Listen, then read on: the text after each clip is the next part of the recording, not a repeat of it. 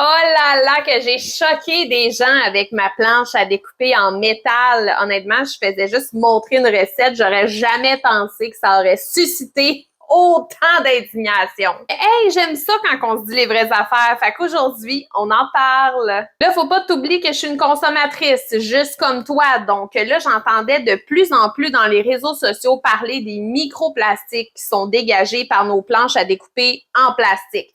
Je suis pas une pro, mais c'est vrai qu'à force de couper dessus, ben tes petits morceaux de plastique, ils sont plus sur ta planche, fait que sont dans ta bouffe à quelque part, là. Après ça, ben j'entends que les planches à découper en bois, ben c'est pas mieux, c'est super poreux, ça retient l'humidité, les bactéries, c'est pas hygiénique. Bon, sachant ça, qu'est-ce que je fais? Donc, je me suis commandé une planche à découper en métal. Tu peux d'ailleurs la retrouver dans ma boutique Amazon. Le lien est dans ma bio. Le métal, ben, c'est super résistant, là. Il y a aucune chance que tu aies un morceau de métal dans ta sauce à spaghetti, là. Mon meilleur ami ChatGPT te fait un petit outil avec tous les points positifs et les points négatifs d'une planche à découper en plastique, en bois ou en métal. Je l'ai mis à la fin de cette vidéo-là. Fait que si tu veux pas m'entendre, ben, tu peux juste aller direct, là. Comme consommatrice, avec les informations que j'ai été capable de trouver, oui, maintenant, j'utilise une planche à découper en métal. Et si la pire conséquence, c'est qu'il faut que j'aiguise mes couteaux qui m'ont coûté probablement 2-3 piastres sur Amazon un petit peu plus souvent,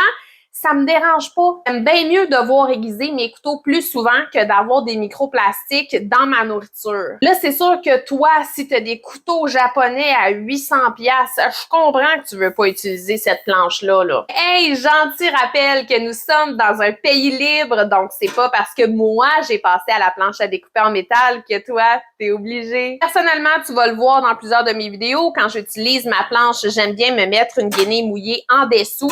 Ça vient vraiment la stabiliser. Et voilà, j'espère que je vous en ai appris un petit peu plus sur toutes les options possibles. Là, si c'est pas déjà fait, abonne-toi parce qu'ici, on se dit les vraies affaires. Ciao!